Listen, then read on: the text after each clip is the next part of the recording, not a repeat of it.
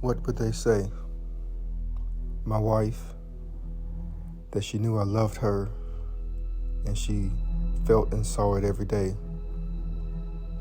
My kids, that their dad was a good father and that he was always present and there for them.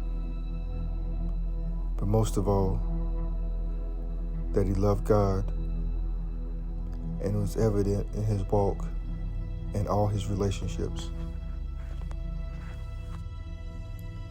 I'd love to be remembered for being genuine with people and present with my wife and kids, and for being bold and unafraid to face any challenge thrown my way.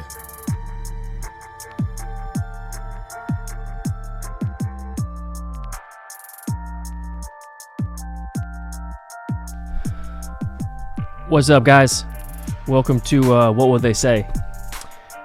I want to start right out of the gate and say I realize that everybody has probably 3 podcasts they're running right now, but this is going to be something more than that. I've had this thought for a couple years in my head of starting a podcast, and then I just see podcast after podcast after podcast come out. And but this is going to be more than that. This is more than just a podcast, more than just some entertainment we're listening to. I want this to be more, and I envision this to be more than just that. I envision this to be a movement, a ministry, and I don't mean that in any religious sense of the word, but just something larger than just this that we're listening to, of something we can follow, a group we can belong to, because I think that's how we're built, how we're created, is to not go this route alone. And so I want to start off by saying that. And then the other thought I've had is just hopping right into it, as I just want to lay the groundwork for what this is going to be and what it's not going to be. And I thought about this is just how many of us are on the brink of, if we're just listening right now, how many of us are on the brink of just quitting, just giving up, whether that's quitting our work, quitting our careers, quitting the path we thought we would have in life, quitting marriage, stop being a father, parenting, marriage, life, work. It just gets too heavy.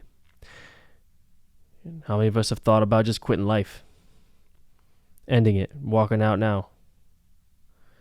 I think if we're all honest with ourselves, it'll be alarming to find out how many men have been in that position or are walking to that position right now where they're listening to this. And all we see when we talk to one another are just the firm handshakes we get from one another, the scores that we keep track of, and the weather that we're watching. And there's a mask on a front we put on where you just don't know that guy's in the fight of his life behind the facade and the positions and the power that you see that you think we have, or the posts that we pretend to have and we have out there for people to see. And I think we need to get past the point where we can break through that. And when we realize each other's shame, each other's secrets, each other's pain that we're holding, and we bring it out to the forefront, not only do we slay it for ourselves, but then we bring comfort to others. And I think that's becoming harder and harder to find. Cutting past that is the opposite of a podcast. Podcasts are everywhere, but getting to the true sense of reality and the true sense of what this is getting harder and harder to find. It's like someone will put out a new podcast, but they'll hide their personality in a second. And so this movement of What Will They Say is going to strip behind all that, and just talk about real life. And I think especially as men, that's how we move forward. We move forward together by learning from one another. And that leads us to the next premise of what will they say. And so what will they say is larger than just what will they say in this podcast or this mission. But really what will they say is about you. What will they say about you? Because if I'm being honest, there's a clock above my head that's clocking down. And I'm going to leave here. And it's probably not going to be on my terms. And there will come a time where people will say something about me. They will speak about me. What will they say about me? And for all of us, I think that really matters. I don't care where you are in your life, young, old, what your beliefs are, what your foundation is, that's important. That's inherently important to us as men, is to leave a legacy. Now, in my life, I've had plenty of mistakes, but I've had some goals in my life and legacy that I wanted to leave that I thought was right at the time, but it wasn't. And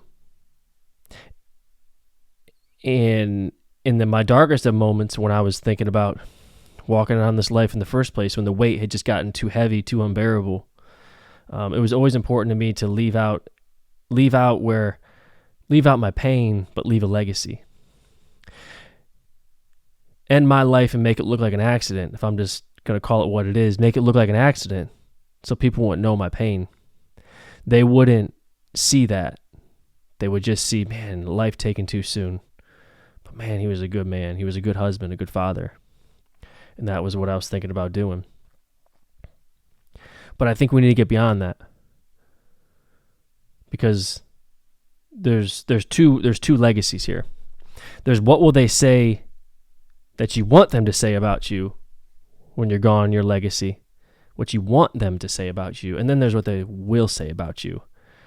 And I don't mean necessarily at the funeral, because everyone's going to say he was a good man, a good father, whatever, no matter how good or bad you will be. But what will they say in their hearts about you? What will your children say about you? What will your wife say about you? What will she miss about you? And I think if we live our lives with the end in the front, we can get to a better place. And we don't get there, we don't leave that legacy that we want to have by drifting through and zombieing the way through this life. We get there by fighting like hell, living intentionally, saying no to some things, cutting out some things, killing some things, and pushing together as a group of men. And that's what this is. That's just a format for what this will be. And so figure out what you want them to say, what your goals are for your legacy, and there's a reality of what they're going to say now, and bridge that gap. And we get there together. Like I said, just learn from one another. I think, like I said, we get there on purpose. We get there by fighting. It's like we're standing in a ring, but we didn't realize there's a fight. We didn't realize we're in a fight, and that's exactly what we're in. But we get drifted to sleep and distracted pretty quick. And so I think the other beautiful thing about this is we're just normal people on this, man. I'm just an average guy. That's just what it is. I'm not famous. I hope I'm famous at my home, under my roof, but I'm not famous out in the world. And that's the blessing of this, is we're normal people who can relate to just a normal everyday struggle. I can't relate to billionaires. I can't relate to famous people. I don't really want to. But I want to relate to people that are just like me, that are just pushing. And I think the other part about that too is we want to learn from all different people. I want to learn from black people. I want to learn from white people, red people, yellow people. I mean, well, yellow, but I would talk to a minion probably if I could understand them. We'd have to get like subtitles. But my point is we could learn from everybody. I don't care if you struggle with drugs and alcohol, if you haven't touched it your entire life. I don't care if your biggest struggle is you eat a little too much Reese's Cups on the weekends. It doesn't matter if you grew up in the church and you love church and every minute those doors are unlocked, you're there. It doesn't matter if you hate the church. You don't want to go step in that place again. You believe in God, you don't believe in God. You're Christian, you're Muslim. You're athletic, you're not. All different backgrounds. Get out of our bubbles. Get out of our comfort zones. And start learning from just different opinions. And the other part about this is it's not going to be polished. There's not going to be bullshit on this podcast. And what's funny is when I say that, more you guys are hearing just that swear word than you're actually hearing the content of what I'm saying. You're hung up on, whoa, wait a minute. No, sir. And you missed the message for real rawness, real pain. Some people don't speak clean. Some people speak a little more rough around the edges. And this podcast will show all that and its true humanity. and not cut down, not edited, not dressed up, fancied up, or filtered. And so I think that's important as well. And the cadence on this thing is just to put something out once a week. And more than just me, more than just from one person, but once a week. Whether that's a longer flow interview, or we're just learning from each other and just talking and having conversation, or something short you can just dial into and get connected throughout the week. The one ask I would have is to please share this. Subscribe to it. We're going to put out, it's all going to be video format as well, because I do believe there's, not only do you need to hear someone's voice, but you need to see their face and, again, see their pain, see the humanity behind them, even though we may have differing opinions than them. We relate to the pain and the struggle and the fight.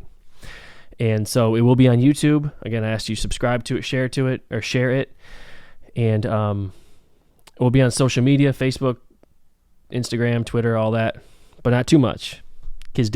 Stuff is dangerous, kids. Stuff is very dangerous. So we'll be out there on social media, and then Spotify and Apple Podcasts, wherever you may listen. We'll have the audio format there as well.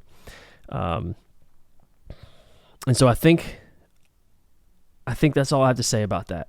I wanted to get this out there before we start next week. And until then,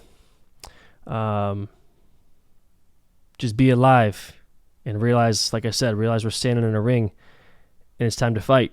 So let's go.